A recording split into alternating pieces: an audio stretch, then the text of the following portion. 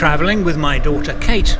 I'm crossing Australia. I've already done it the easy way, and now I'm on the difficult way, straight across.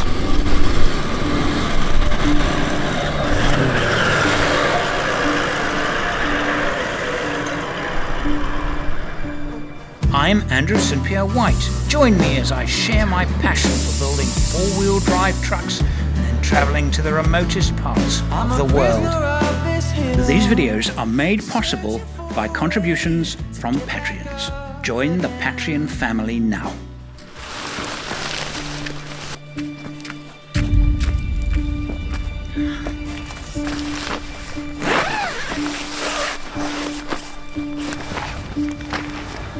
I'm completely knackered. Very tired. Very demanding days driving. Very technical. And I took the WA line because it's a lot easier than the French line. Less cut up. It's a challenge. This is really, and I know that we're going in the most difficult direction. Heading west is more difficult, and that is very, very obvious to me. But still, I think in both directions, this is a tough track, and I'm exhausted. I'm mentally exhausted, physically exhausted, and the last 3 hours today has been a bit of a test of endurance.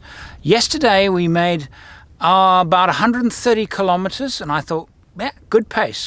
Today, about 60, so well under the pace. So this is not a 3-day crossing. This is a 4-day crossing.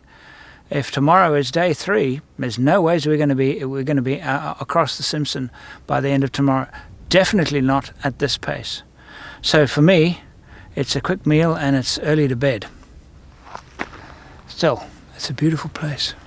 So we've found a campsite for the evening, finally. The sun is going down. It's basically gone down now. We're both pretty exhausted, to be honest. It's just been sand dune after sand dune all day. It's actually been a crazy day. It's been really, really tiring. My eyes hurt a lot because you're going up and down sand dunes all day, and especially now when the sun was setting, it was just light dark, and it was actually quite straining on my eyes, and to be honest, I feel a little bit drugged. Luckily it's not windy. Well, there's a bit of a breeze, but it's not as bad as it was the other night. So we're gonna make some food, set up camp, and just chill because I'm absolutely knackered, and got another day of this tomorrow. So I'm not gonna lie, I don't think I'm actually looking forward to it much. It's really tiring. It's really, really tiring.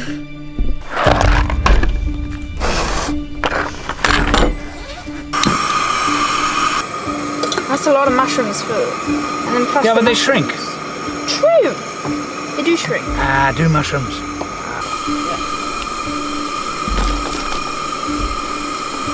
Oh dear. These mushrooms are on the way out.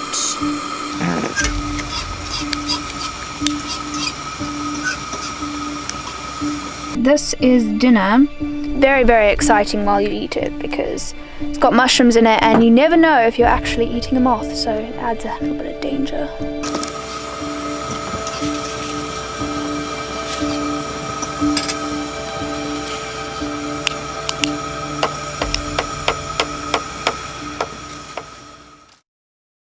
Good morning.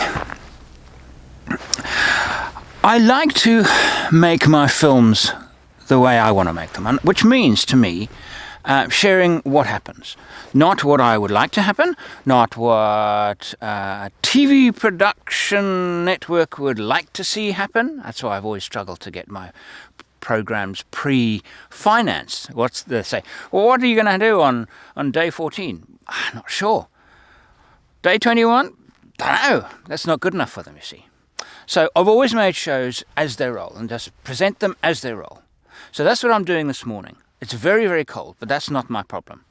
My problem is exhaustion. I'm now into my 6th week, and I've been driving every single day, pushing a deadline to get back home to edit these programs, and then I'm going to Africa for 6 weeks. I'm driving almost every single day. So Right now, my exhausted state, I mean this take that I'm hoping this is going to work, this is take 5.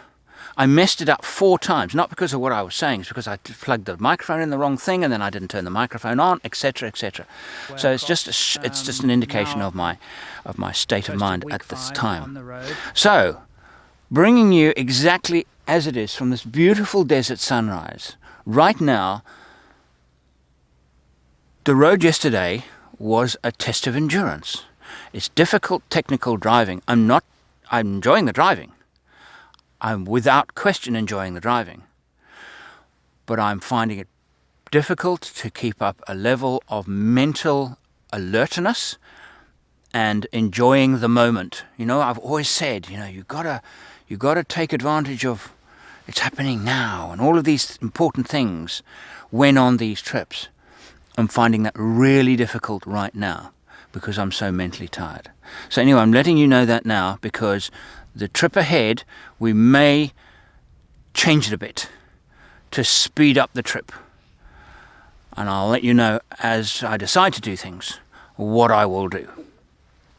So there you have it. Beautiful sunrise this morning. We're going to pack up.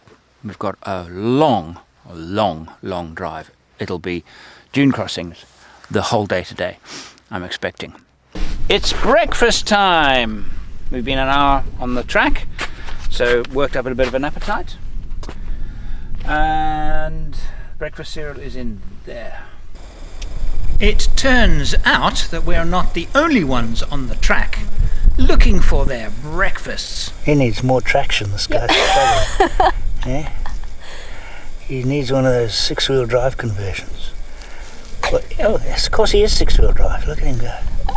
This was the wrong way, so I went up it, took 3 attempts, again, low third, up she popped. Now I'm going to have to go back down because the way we're actually supposed to go is that way.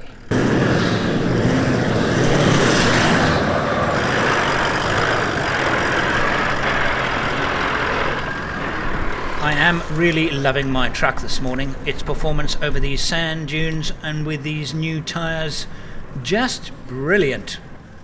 So that was fun, but completely unnecessary. Yeah. Okay, away we go.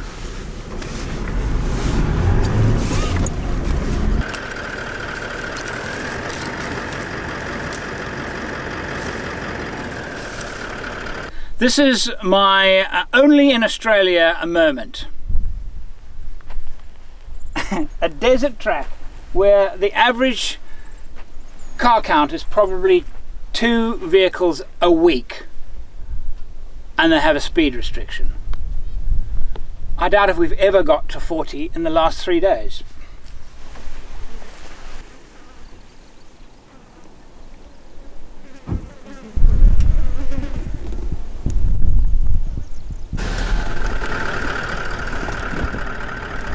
Do you see it? I just saw my first dingo. It was pretty cool. Ran out in front of the car. I got such a clear view of him. He's absolutely beautiful. He looks a lot more wild than a dog. Definitely. I kind of just pictured it like a dog, but definitely more wild. So yeah, that's pretty cool. My first dingo. My second dingo. I saw one a while ago, not on this trip, on a previous trip. Honestly, I did.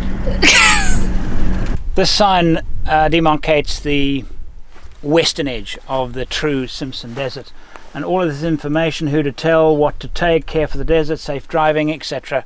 Really, if you haven't actually read and understood this, arriving here and reading it, it's a little bit too late.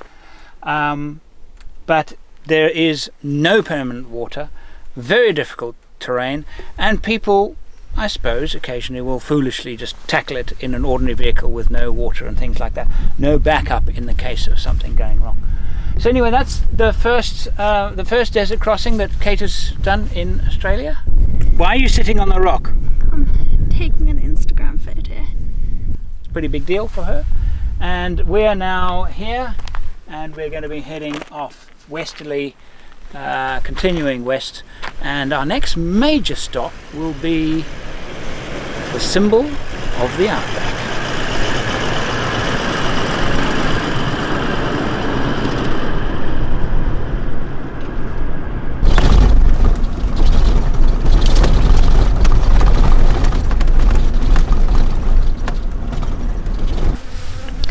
surprised to come across these. It is remarkably like the tama melon found in the Kalahari, and not a delicacy by any means, but the Bushmen use them for, they do eat them, they use them for water containers. They drill a small hole in them and they can contain water, and they're scattered over here. Really surprised to see them. Not seen them once before in Australia, and suddenly there are hundreds of them around here. And the flies are back with a vengeance, so I'll run quickly into the car, get it, hold it quickly, get in the car before they chase me, and close the door. Wow, they're back by the billion. Strange, but you know something, it's very green here. It means there's a lot of water, there's been a lot of water. It means we're back in the wet areas, and therefore the flies.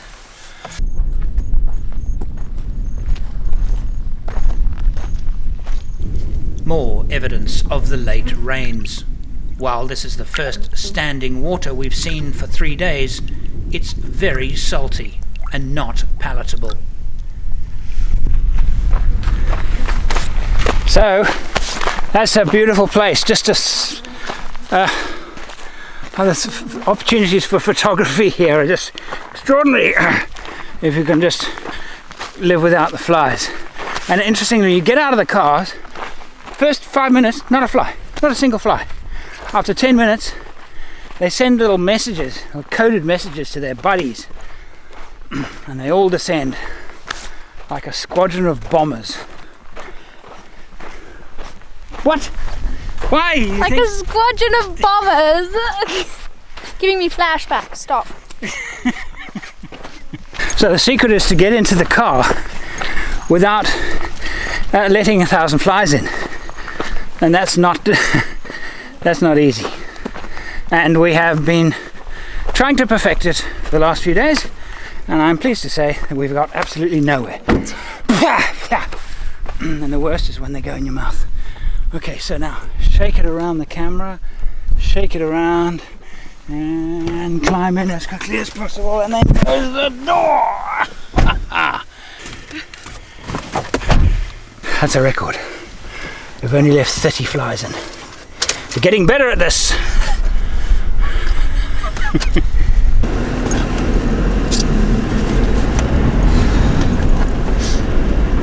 Thirsty work, this fly shaking. Bit of a shock to arrive at Dalhousie Springs. We're lots and lots of campers and lots of people around, so it's not our kind of thing to do, is to camp with lots and lots of people, and the flies are still very bad. But basically it's a spring, like a large upside down shower rose, and in the earth there are approximately 80 holes called mound springs, and we're great from the great artesian basin. Water basically just filters up through, keeps it full, and it's very warm. There are 3 fish species, 6 water snail species, several small crustaceans, and possibly a yabby and frog species, all living in Dalhousie Springs and nowhere else on earth. Quite warm. Is it salty? No, it's not at all. No, I don't think so. That's a decent ball.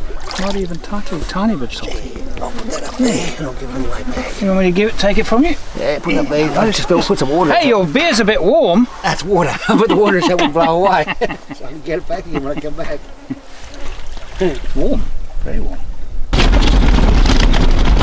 So, a bit of a situation we've got ourselves into. There's nowhere to camp here. It's absolutely exposed. There's a lot of wind. It's completely exposed. The road is brutal. This stuff it tears tires to pieces, this stuff. And I've got pressures really, well, I'm down at dune pressures, and I shouldn't be driving at such low pressures. But I'm chasing the sun. I want to get to, there's a town called Mount Dare, which is not too far from us now. I'd really like to get there tonight. So I thought, well, let me just pull back on the speed a bit so I don't damage the tyres. And so it's a catch-22 situation. But it's horrible, this stuff. I hate this kind of road. And there's nowhere to camp. So I'm just going to push on. Just going to push, and try and find a place to camp and hopefully we find something before it gets completely dark, because then to find a wild camp in complete darkness is really difficult. Anyway, on we soldier.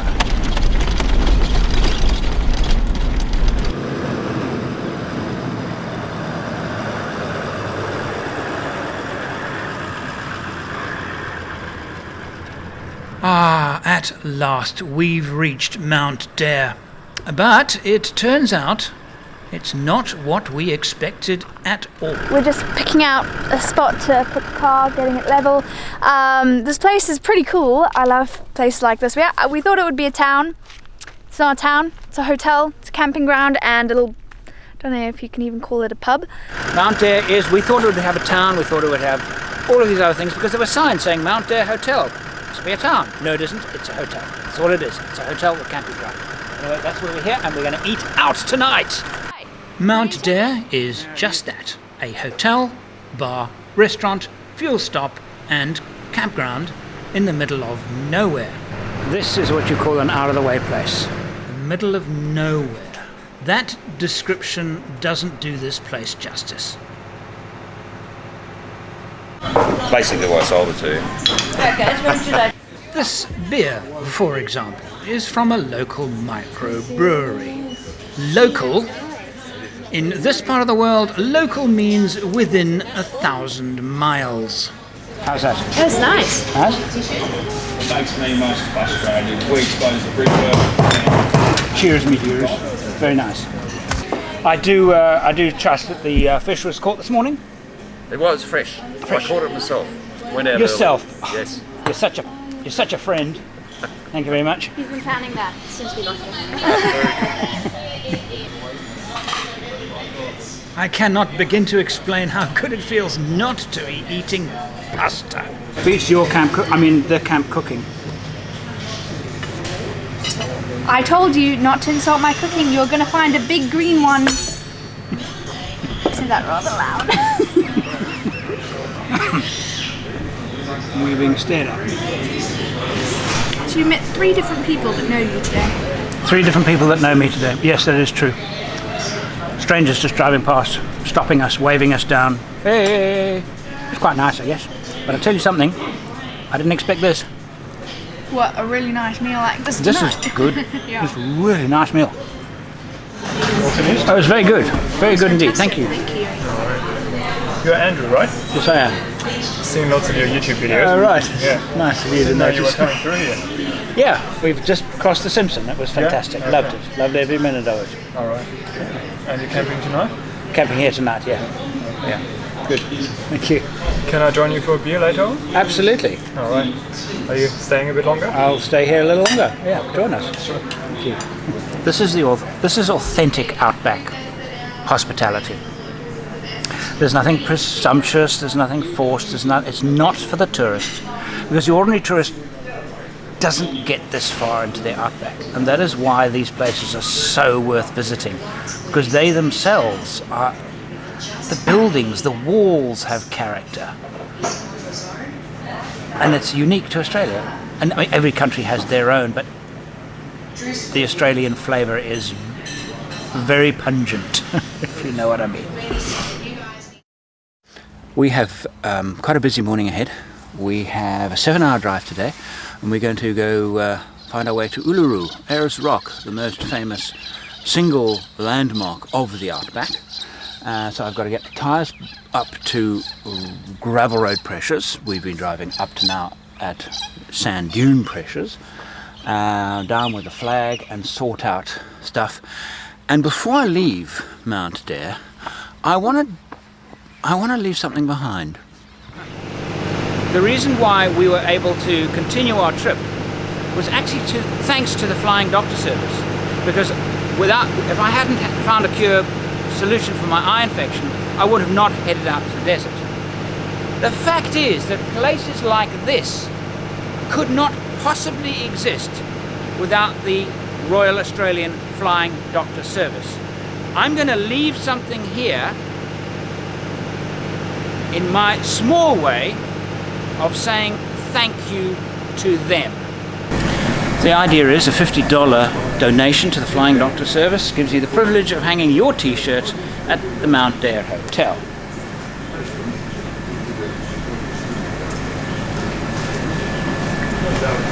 There you go. We'll now go and hang this up. Actually, we'll do Andrew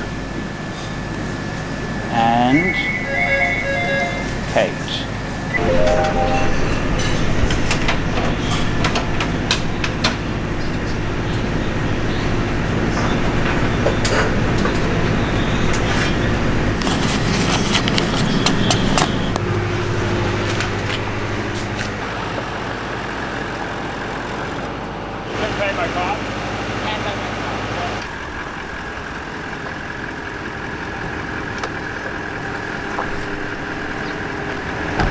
And without Mount Dare being here, we couldn't have done this trip, because we would have, even with our, I mean, we are carrying far more fuel than your average four-wheel drive, and yet we would really struggle with distances. And the fact that there's fuel here opens up the whole country to us. Further west we push, mostly on wide gravel roads, which means road trains. Road trains. The amount of dust they kick up. Trying to overtake them, you have to use the radio really too. If you can get close enough behind them to actually see what frequency they're transmitting on, but there are some standard frequencies. I don't know what they are, but they are allowed to be different lengths in different parts of the country. But I know the longest, I believe it's the longest, Western Australia, they can be 56 meters long. That one there was probably about 35.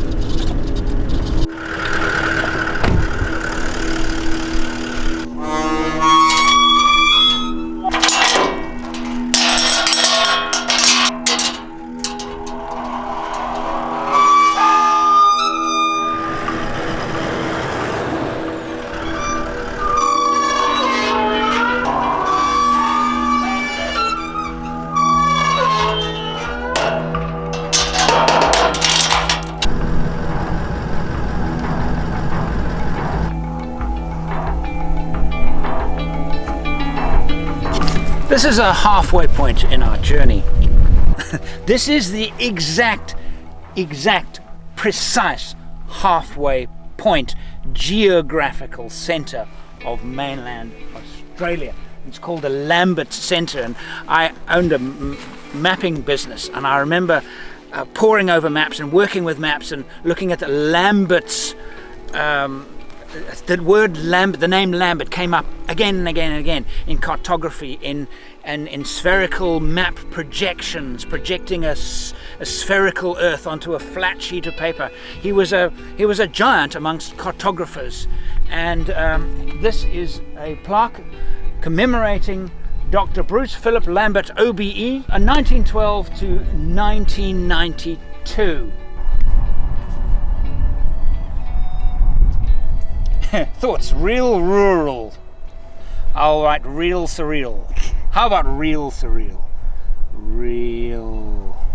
We're about 100 kilometers from Uluru, and it's appeared in the distance. And what is striking about it immediately is there's the slab of rock in amongst a flat nothingness, an endless flat nothingness, and this monolith sticking out of the earth. And it's very visible, and it's almost 100 kilometers away.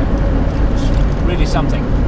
So we're chasing the sun again, and we're going to try and find a campsite not in the national park, but probably just outside, and we'll go and probably have a good look at it, hopefully early tomorrow morning.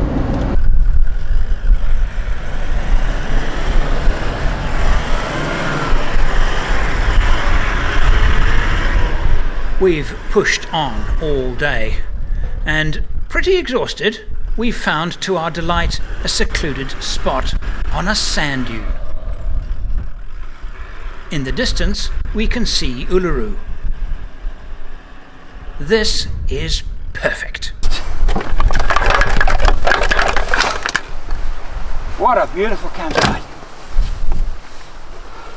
Hey, what do you reckon? Really nice. Away from everybody, nobody around. actually gorgeous because the sun will come up over there, and then we can see the the big rock in the distance.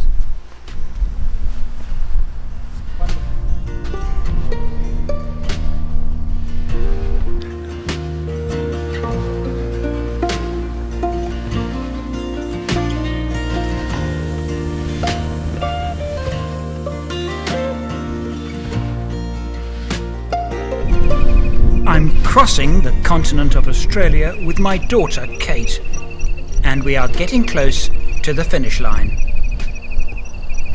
One of the great pleasures of this kind of travel is that you never know where you're going to end up in the evening. We have found the most amazing camp spot.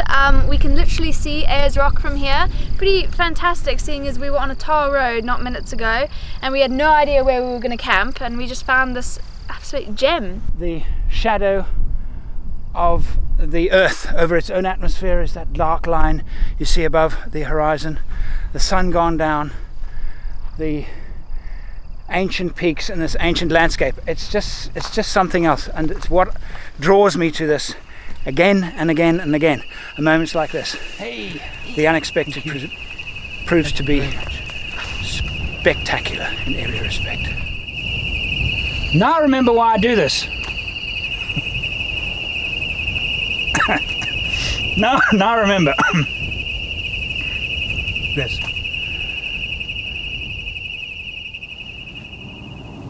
We have a choice to make this morning.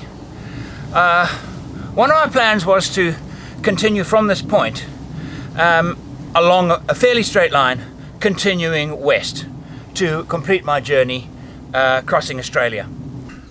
It's very easy on a trip like this, because I do it for a living, these trips, and I push myself.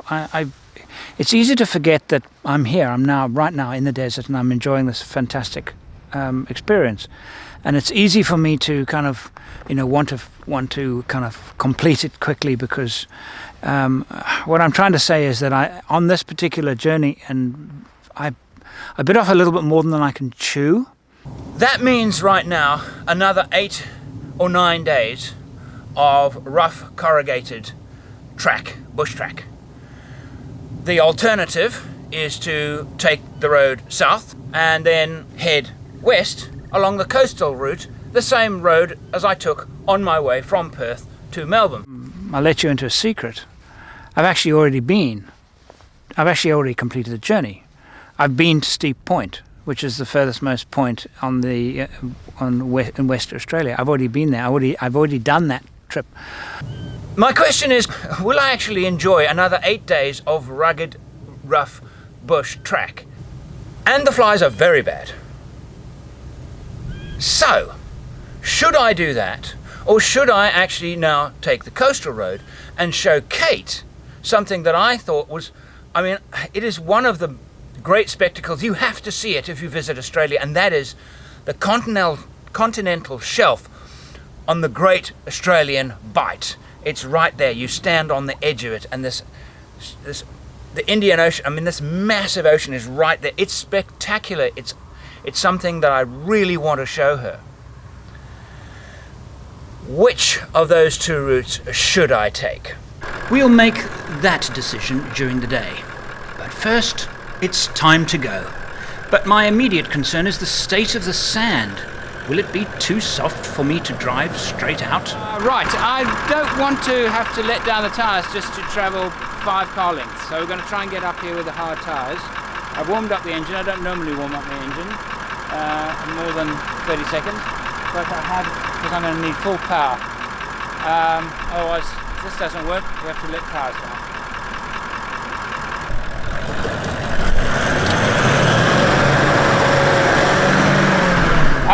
Easier than I thought.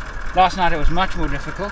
It's probably because it's quite cool this morning, so the sand is more densely packed. So that wasn't difficult at all. All right, let's go. Uluru is very familiar to most Australians. It's its best known landmark of the outback. Taking a little walk through the Spinifex to get to a hill. Uluru itself is incredible because it stands out over nothing. As you know, there's this broad, open, gently sloping plain, and then this monster appears. And that's its surprise. And until you get close to it, it has no... it's really something. And I was told, oh, it's just like all the pictures. No, there's something more to it than that. It's not just like all the pictures. Actually seeing it, its sheer size, its sheer volume is really something. I'm hoping at the top of this hill I will get a really amazing look at it from a distance.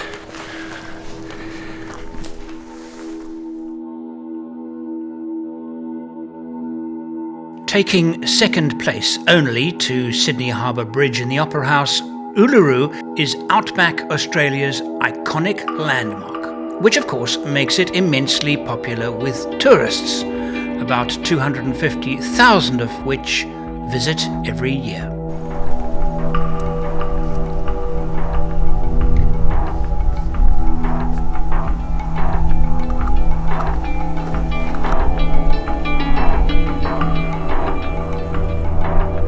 This is not, as the images may suggest, a place of loneliness and seclusion. This is a holiday mecca. Crowds, traffic jams. So the question is, do we park with everybody else and go and sit and take pictures of people? I don't think so. Pretty cool, right? We've made it to Uluru and it's pretty amazing. Everyone was kind of just saying, oh, it's a rock, it's a rock.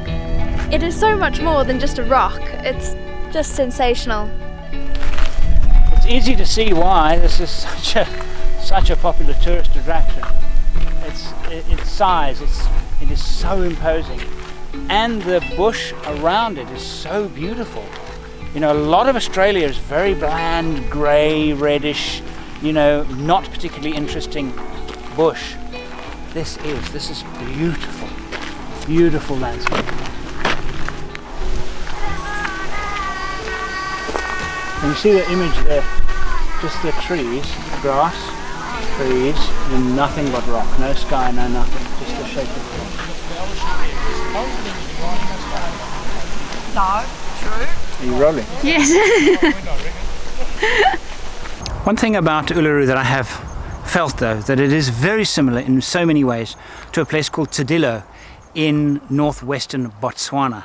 It's like Uluru, is a series of hills that stands out from a very flat desert, surrounded by trees and yellow grass. There's also a spiritual energy about the place, which is very special to the Bushmen, like it is here with the Aboriginal peoples. So that is an immediate similarity that I noticed. Approaching it, seeing in the distance, seeing it up close, very imposing, really magic. But the difference is that Tsidilo probably gets 300 to 400 people a year visiting it. Here it's probably close to a couple of 100,000.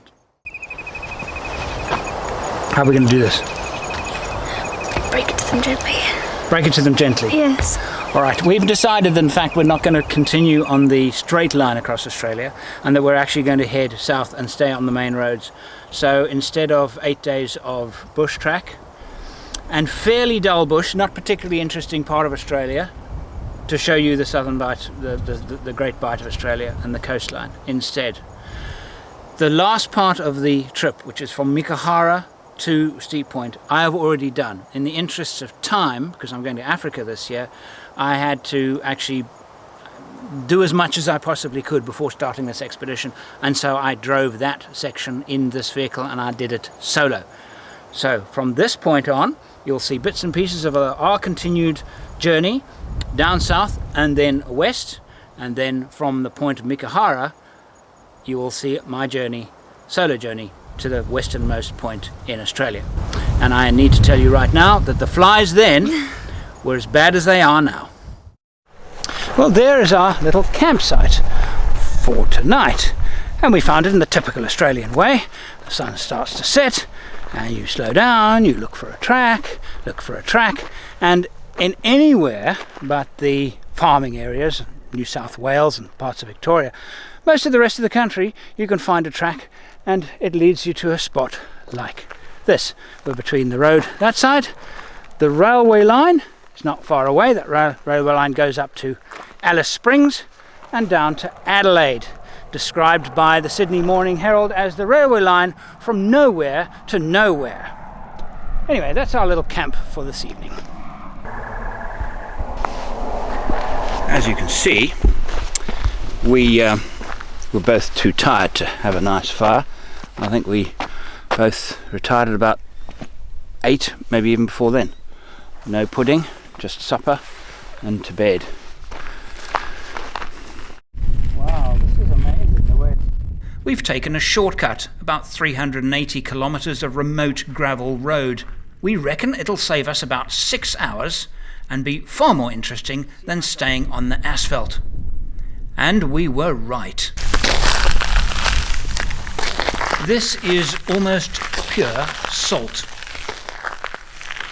What's that?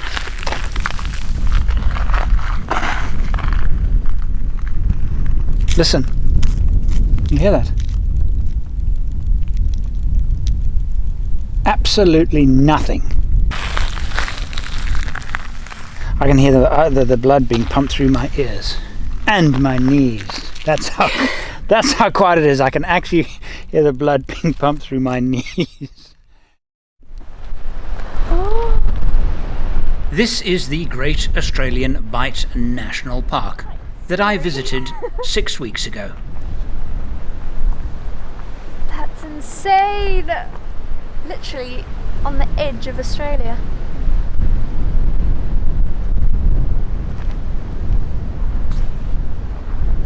I like that it kind of goes out a bit. If it was sheer down, I think I wouldn't be this close to the edge.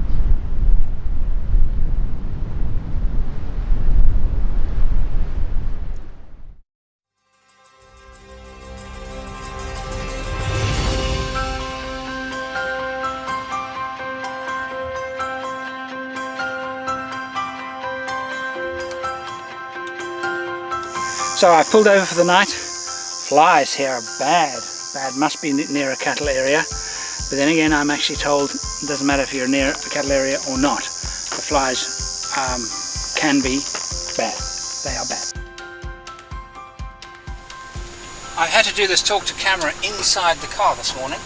I haven't had time to even wipe my face with a flannel or have a sip of water or anything. I'm just getting back onto the track because the flies this morning. I got up at, well, it was, I suppose, about 10 minutes before sunrise. Flies. 3 months previously, I tackled the final quarter of the Trans-Australia Drive. I did it on my own. This is that story. Alright, I couldn't do my normal stand-up next to my campsite, talk to camera and be all fresh and spontaneous this morning because the flies were hideous. They were very bad last night and they were really bad this morning, and I got up before sunrise. So anyway, I'm back on the road and feeling very grubby because I didn't have enough time or anything. I just couldn't do anything. The flies were... Anyway, so I just packed everything up, and that's the beauty of this campsite. Literally it was 4 minutes and I was done and on the road. Meekatharra is now behind us. Is it Meekatharra or Meekatharra? Now, you Australians that give me a hard time about the pronunciations, you're allowed to. Because I remember being in Africa and hearing English people and Australian people and get the names and all wrong, and it was a big chuckle, and so it's payback time because I used to laugh at you. The road from Meekatharra to the westernmost point is a jumble of roads that link cattle stations. And here, a bit of tarmac, very badly maintained, very rough. I've got about 360 kilometers of that to do today. I do not know the conditions of the road. I'm expecting they're going to actually be quite good and quite fast. and my plan is to see the sea today. Whether I will get to the most westerly point and end my journey today, I don't know. Let's see how it goes. I'm now going to go and freshen up because the flies stopped me doing that this morning. Toothbrush.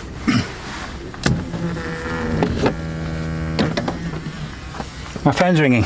You hear it? Hello? Hello? I am brushing my teeth. It's my reminder to brush my teeth. I don't remember a time that I've ever actually experienced flies quite so badly as last night. I don't remember ever having it. And I have a net, a face net, that I kept in here, and I'm not sure if I've ever used it before. I might have. I've had it in my truck for years and years and years. I might have used it before. I probably have. But I just don't remember the last time I used it. Right. Put in the code. I put the same code in here as I do for my phone, so I don't forget it. You guys, you think I don't carry a comb? Proof. Ah! Right. Water. Brushing teeth. Now, while on camp, my fix, unlike most people, is a cup of coffee. My fix is an orange juice. Actually, strangely enough. Why would that be? I don't know. Oops. Signs of the late rains. I'm hopeful that I'll be able to make it all the way through to the coast. During the wet season, these roads are impassable. Okay, we've got a bit of mud. It's the road, Murchison River. It's overflowing the road.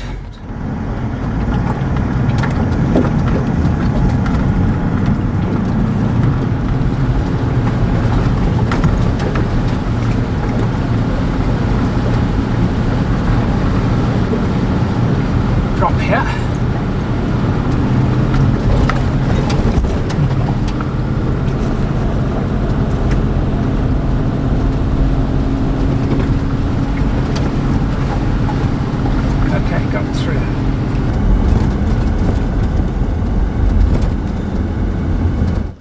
Typical of travelling in these very large areas through cattle stations on fairly well maintained roads is that when entering an area you'll see very, very large signposts with all of the cattle stations and small settlements, even the tiniest ones, named, and a placard saying whether the road is open or closed. And it's necessary because the distances are so long that maybe, you know, one stretch will be 200, 300, 400, 500 kilometers long, and perhaps it's blocked at the far end, like the river we've just crossed.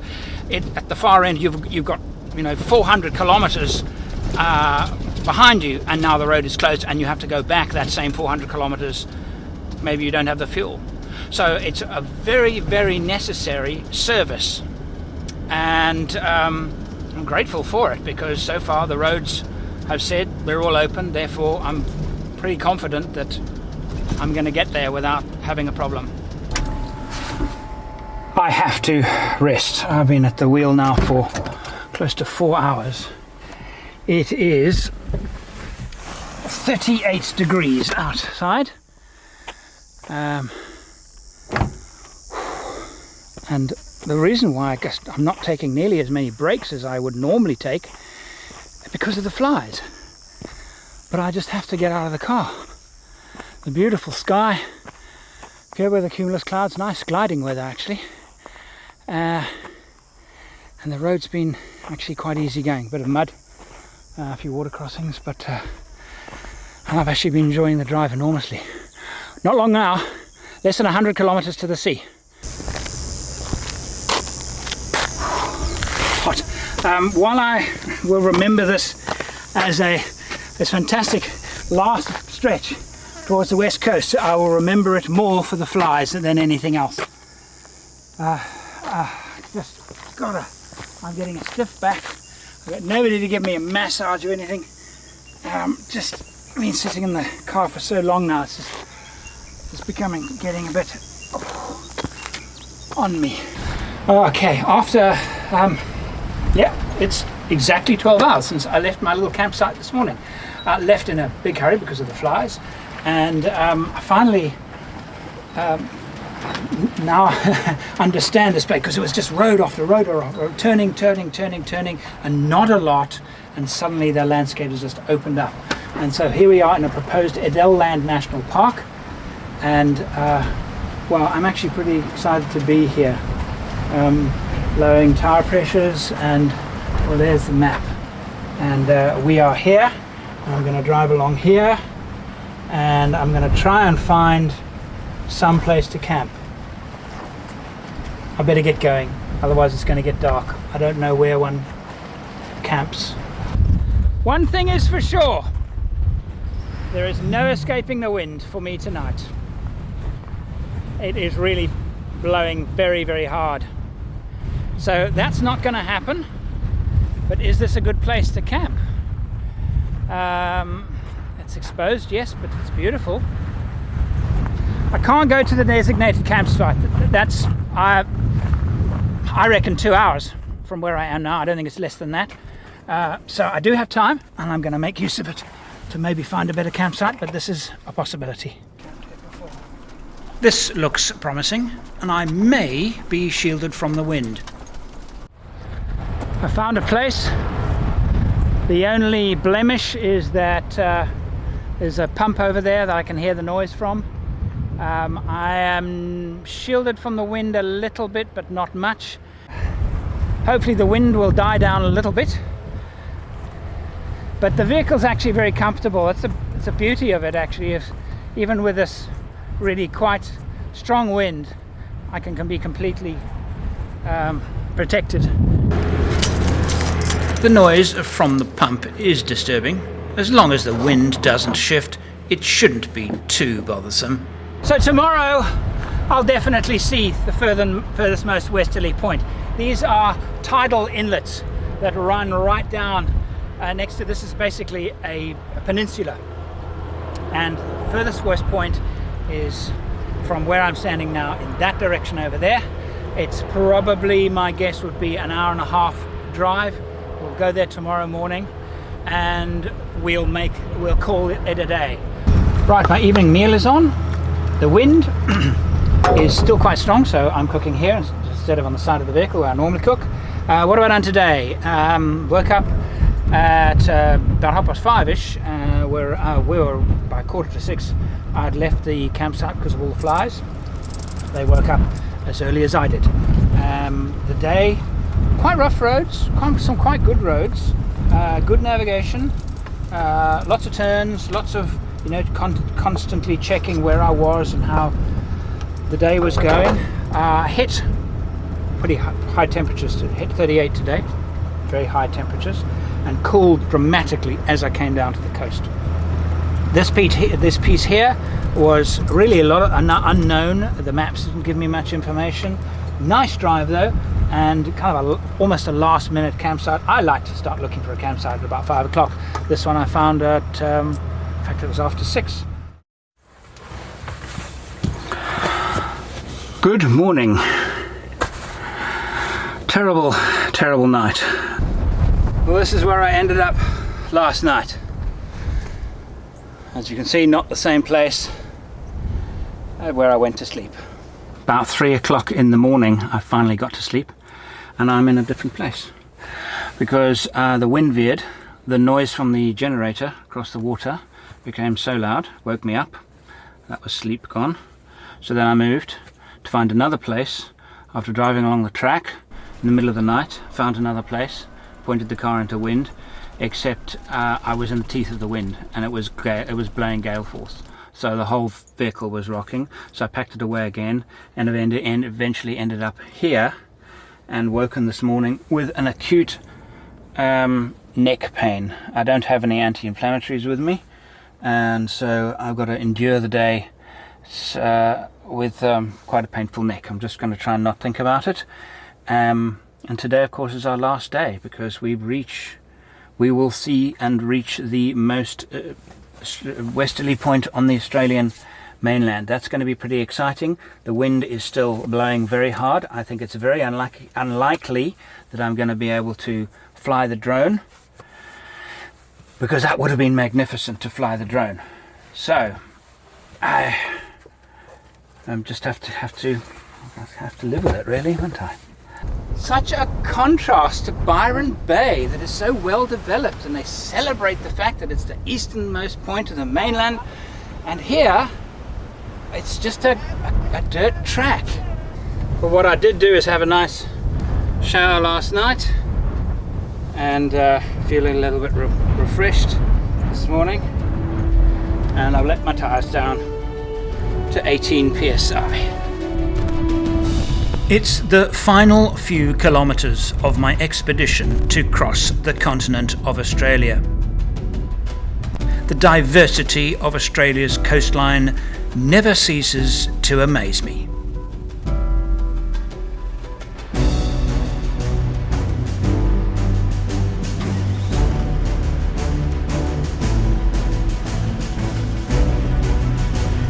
And this is it.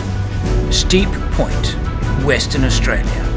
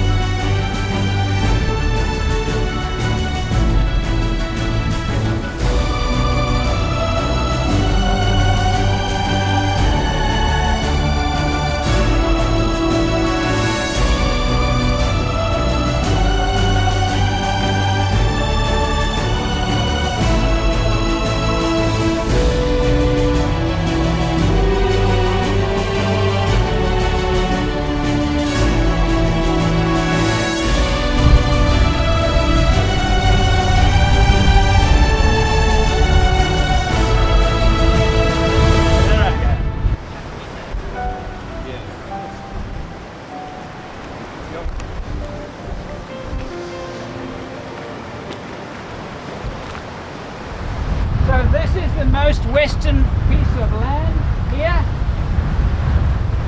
and those cliffs over there were the ones that we were photographing an hour ago. So, finished.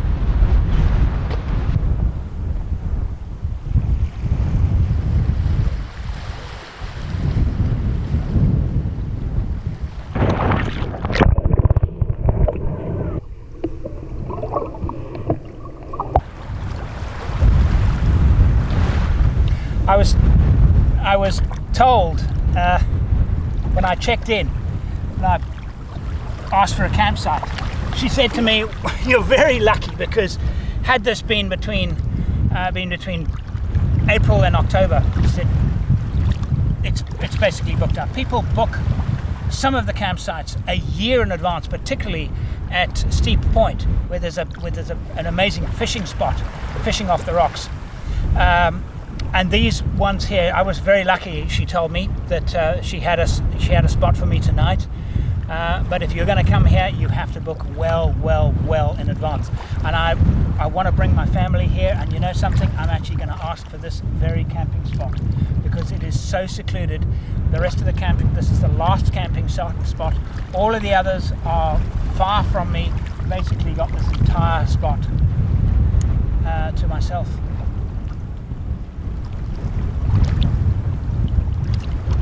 It's very salty. But anyway, thank you for watching very much. For those Patreons, my Patreon supporters, you know who you are.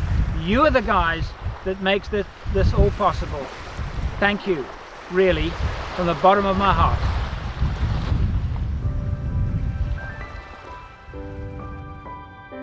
These videos are made possible by contributions from Patreons. Join the Patreon family now.